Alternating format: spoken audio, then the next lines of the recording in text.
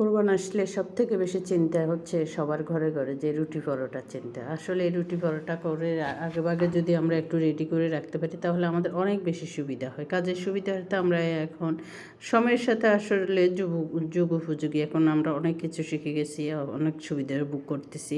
হয়তো ফ্রোজেন করে রাখার সুবিধা পাইছি, এখন আমরা ফ্রোজেন করে রাখতেছি। তো হ্যালো এভরিওয়ান, আসসালামু আলাইকুম। কে কোথায় থেকে দেখতেছেন, দেশ বিদেশ যেখান থেকে দেখতেছেন সবাইকে জানাচ্ছি সালাম এবং অভিনন্দন। ভিউয়ার্স, আজকে আপনাদের জন্য নিয়ে আসছি ফ্রোজেন পরোটা। কোরবানি ঈদের দিনের জন্য আমি কিছু ফ্রোজেন পরোটা করে রাখতেছি, বেশি না অল্প করে রাখতেছি, কারণ ওদিন ঝামেলা হয়ে যাবে। একা একা হেল্পিং হ্যান্ডে দুইজনে হয়তো আমাদের অনেক বেশি ঝামেলা হবে অন্যান্য কাজগুলি নিয়ে। তো সেজন্য আমি একটু আগেভাগে এই পরোটাগুলি ফ্রোজেন করে রাখতেছি। তো পুরো রেসিপিটা দেখেন এবং দেখতে থাকুন কীভাবে আমি এই পরোটাটা করি।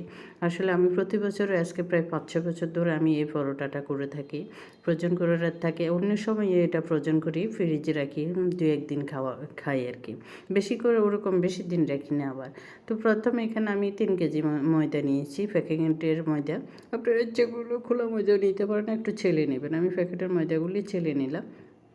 এখন এখানে একটু পরিমাণ মতো লবণ দিয়ে দিলাম একটু করে চিনিটাও চিনিটা দিলে পরোটা খেতে অনেক বেশি ভালো লাগে। এই যে এখন দিয়ে দিচ্ছি বেকিং পাউডার। এই বেকিং পাউডারটা দিতেই হবে, না হয় কিন্তু পরোটাটাও খেতে ভালো লাগবে না। বেকিং পাউডারটাও আমি পরিমাণ মতো দিয়ে দিচ্ছি। এখানে আমার 3 কেজি মতো আটা আছে, ময়দা আছে। ওই 3 কেজি ময়দার আন্দাজে আমি বেকিং পাউডার দিয়ে দিচ্ছি। এখানে দিয়ে দিচ্ছি বেকিং সোডা। এটা আমার ঘরে থাকে সবসময়। বেকিং পাউডার, বেকিং সোডা এখন সবার ঘরে ঘরে থাকে, কারণ বেকিং আইটেমগুলি করতে হয় বা যে কোনো নাস্তা বানাইতে এগুলি ব্যবহার করেন। তো এগুলি তো সাধারণত থাকবে, তো এগুলি দিবেন। এরপরে দিয়ে দিবেন সাদা তেলটা দিয়ে ময়দাটাকে ভালো করে ময়ান করে দিবেন। ময়ান করতে করতে একদম ভালোভাবে মেখে একসাথে মিক্স করে নেবেন। দেখবেন ময়দা এবং তেলের সাথে মিক্সটা করতে করতে দেখবেন দলা করলে, মুঠ করলে দলা হয়ে যাবে, আবার ছেড়ে দিলে গুঁড়ো হয়ে যাবে। তারপরে এখন আমি এখানে দিয়ে দিলাম কুসুম কুসুম গরম পানি। গরম পানিটা দিয়ে এটাকে ভালোভাবে মথে নিলাম, একদম সুন্দর করে মথে নিয়ে এরপরে আবার একটু তেল দিয়ে উপর দিয়ে তারপর মেখে এটা ঢেকে রেখে দিলাম কিছুক্ষণের জন্য বলতে এখানে আমরা অনেক কাজ করছি, পুরো ঘর ঝাড়লাম, মুছলাম, দুজনে মিলে হেল্পিং হ্যান্ডে আমি অন্যান্য কাজগুলি, রান্নাবান্নার কাজগুলি সব সেরে নিলাম। এরপরে এখন আসলাম আমি আরেকটা কাজ করার জন্য, এটা হচ্ছে সাদা তেলের সাথে এখানে আমি কর্নফ্লাওয়ার দিব মাঝখানে, পরোটার মাঝখানে, ভাজের মাঝখানে যে তেলটা দিব ওটার সাথে আজকে আমি কর্নফ্লাওয়ার দিব। কারণ এই অন্যান্য সময় সাধারণত আটা বা ময়দা যেটা দিবেন ওইটা দিয়ে দিই, তেল একটু মেখে। আজকে কিন্তু এটা ফ্রোজেন করবো, সেজন্য এইটা করব। এটা করে কিছুক্ষণের জন্য আমি ফ্রিজে রেখে দিব ঠান্ডা হওয়ার জন্য, কারণ এটা একটু ঠান্ডা হলে যে কোনো পরোটার আইটেম, ফ্রোজেন পরোটাগুলি খেতে অনেক বেশি ভালো হয়, ক্রিস্পি হয় মাঝখানে, এটা লেয়ারটা সুন্দর হয়। তো এখন আমি দুপুর প্রায় এখন 2টা বাজে, আমরা ভাত টাত খেয়ে তারপরে নামাজ কালাম পরে সবাই ভাত খেয়ে তারপরে চলে আসলাম পরোটাগুলি করার জন্য। অনেকক্ষণ সময় দেখে বুঝতে পারতেছেন আমার পরোটা ডোটা একদম সফট হয়ে গেছে, আরও সুন্দর একদম মসৃণ হয়ে এটা কিছুটা ফুলে গেছে। অত বেশি, কারণ ইস্ট ব্যবহার করি না আমি, অতএব এটা ওরকম বেশি ফুলে যাবে না, কারণ ইস্টের গন্ধটা আমার কাছে ভালো লাগে না, আমি দিই না। কিন্তু কারো যদি ভালো লাগে থাকে আপনারা দিতে পারেন, সমস্যা নেই। বেকিং পাউডারের পরিবর্তে ইস্টও ব্যবহার করতে পারেন। এখন এখান থেকে কিছু ডো কেটে আমি অল্প অল্প করে কাজের সুবিধার্থে আমি কেটে কেটে ছোট ছোট করে নিচ্ছি, কারণ একসাথে এত 3 কেজি ময়দা তো আর একসাথে বেলা সম্ভব না। এটাকে কেটে কেটে ছোট ছোট করে 3 ভাগে করে নিলাম, ওটাকে ঢেকে দিলাম। এটা এখন 1 ভাগ আমি এটাকে লম্বা একটা লেচির মতন করে তারপর এখান থেকে ছোট ছোট লেচির আকারে কেটে নিচ্ছি পরিমাণ মতে। আমার পরোটাটা আমি একটু বিগ সাইজ বানাবো, কারণ আমার জাম্বো সাইজের পরোটা রুটি যে কোনো চিতি পিঠা হয়তো আপনারা দেখে থাকেন আমার ভিডিওগুলিতে, আমি সব কিছু একটু বেশি বড় বড় করে বানিয়ে থাকি। এটা হয় সুবিধা, একটা খেলে পেট ভরে যায়, 2টা খেতে হবে না। যারা একটু বেশি খায় তারা 2টা খেতে পারে না। দেখা যায় যে আমাদের হয়তো এখন কিনে গ্যাস সিলিন্ডার ব্যবহার করি, তাহলে আমাদের গ্যাসেরও সাশ্রয়ী হচ্ছে, সময়ও বাঁচতেছে। তাড়াতাড়ি একটা ভেজে নিলেই দেখা যায় যে অনেক সাশ্রয়ী হয়। 2টার জায়গাতে একটা খাবো, একটাই বেলে নিব, তাহলে সময় এবং গ্যাস 2টাই সাশ্রয়ী হচ্ছে। ওদিকে আপনার একটা খেলে পেট ভরে যাচ্ছে।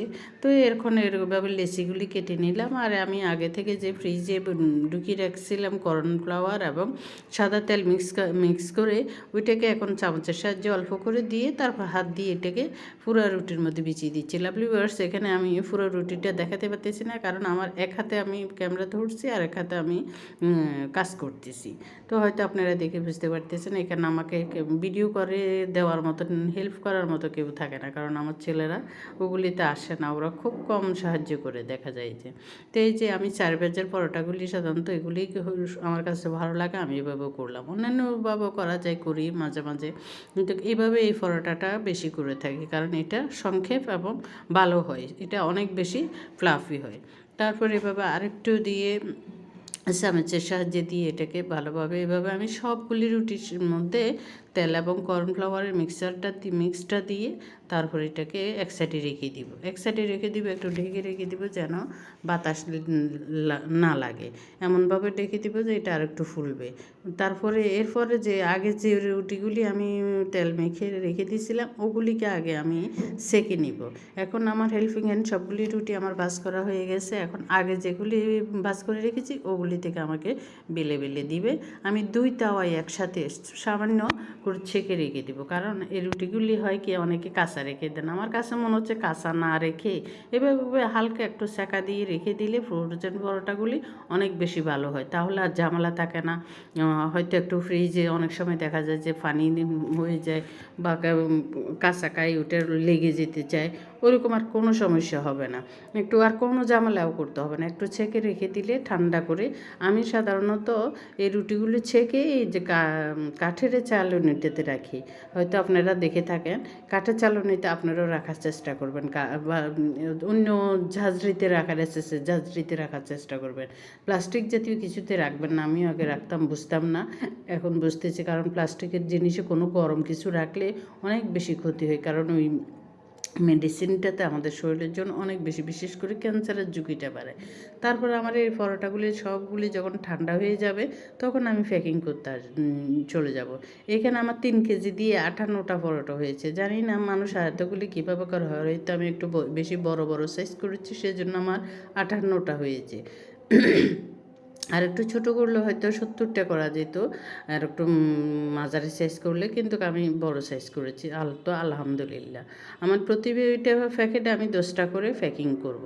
প্যাকিং করার জন্য এখানে আমি কিছু ফিফি ব্যাগ নিয়েছি, ফিফিতে ঢুকিয়ে দিয়ে এটাকে আমি সিলগালা করব। সিলগালা করতে গিয়ে এখন আমি স্টেপলার নিয়েছিলাম, কিন্তু ভাগ্য খারাপ, আমার স্টেপলারের ফিন শেষ, অন্য ফিনগুলি কোথায় রেখেছে, ছেলে ছিল বাসা নেই, আমি খুঁজে পাচ্ছিলাম না।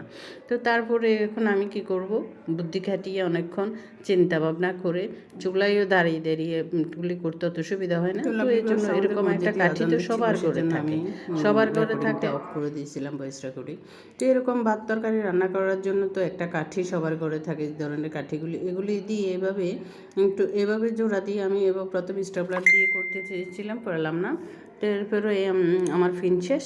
এরপর আমি করলাম কি, একটা ভাতের কাঠি নিয়ে, এরকম কাঠি তো সবার ঘরে থাকে, তো ওরকম কাঠি দিয়ে একটু পলিথিনটাকে ধরে নিলাম। তো একটা দেশলাই দিয়ে আমি এভাবে একটু আলতো করে জাস্ট টেনে দিলাম, তাহলে হয়ে গেল চিলগালা, আর কোনো এখানে বাতাস ঢুকবে না, পানি ঢুকবে না, বরফের পানি ঢুকতে পারবে না।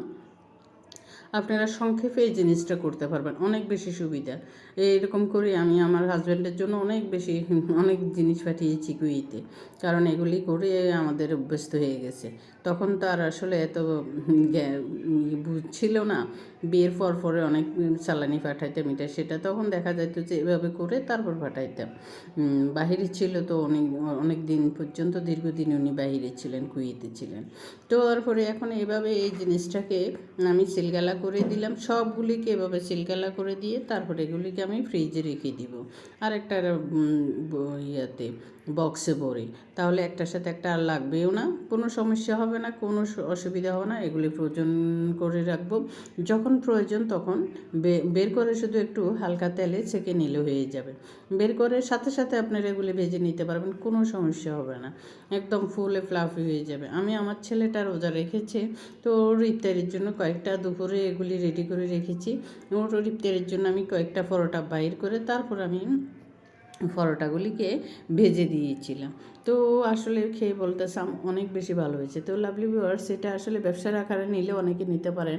আমারও খুব ইচ্ছে ছিল ফ্রোজেন আইটেম নিয়ে ব্যবসা করার, কিন্তু শরীরে অত বেশি ভালো না, সেজন্য পারলাম না। কিন্তু আমার হেল্পিং হ্যান্ড মেয়েটার জন্য আমার ইচ্ছে করে মাঝে মাঝে কিছু করি। ওকে বলি যে তুই করবি, কিছুটা টাকা ও ফেলো মন্দকে। কিন্তু ও এখন ইদানিং ও অসুস্থ বোধ করতেছে, কোমরে ব্যথা পাইছে, সেজন্য ওর জন্য অনেক বেশি টেনশন হয়। কারণ সবাই তো নারী, আসলে সবাই পরিশ্রম করি আমরা দিনের শেষে, সবাই সবার জন্য একটা মায়া লাগে। মেয়েটা অনেক ভালো, অনেক শান্তসভ্য, অনেক ভদ্র একটা মেয়ে। আমার বাসায় যে হেল্পিং হ্যান্ড মেয়েটা আছে, আমি অনেক মায়া করি, আমার ভালো লাগে মেয়েটাকে, আদর করতে হয়, না হলেও আমাদের তো দিন চলবে না। তো এইদিকে আমার ছেলেটার জন্য ইফতারির টাইম হয়ে গেছে, এখন আমি পরোটাগুলি ভেজে নিলাম, ওকে দিলাম। ও মোনাজাত ধরলো, ও মোনাজাত ধরে তো ধরে অনেক লম্বা মোনাজাত ধরে একদম। তো আলহামদুলিল্লাহ, আমি একটু আপনাদেরকে ছিঁড়ে খেয়ে দেখাচ্ছি। একদম সফট, ভাঁজগুলি দেখতে পারতেছেন, লেয়ারগুলি একদম সুন্দর হয়েছে, খেতে অনেক দুর্দান্ত হয়েছিল।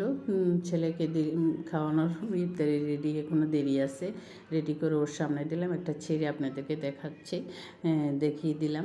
তো দেখে বুঝতে পারতেছেন কত সফট হয়েছে, একদম সফট সুন্দর হয়েছে। তো আলহামদুলিল্লাহ, কেমন লাগলো কমেন্ট করে সবাই জানাবেন। আমার আজকের এই ফ্রোজেন পরোটার রেসিপিটা এই তো এসে গেছে, আপনারা এভাবে রেখে দিতে পারেন ফ্রোজেন করে, তাহলে অনেক উপকার আসবে। ঈদের সময় আর ঝামেলা হবে না। ইনশাল্লাহ সবাই ভালো থাকবেন। আল্লাহ হাফিজ।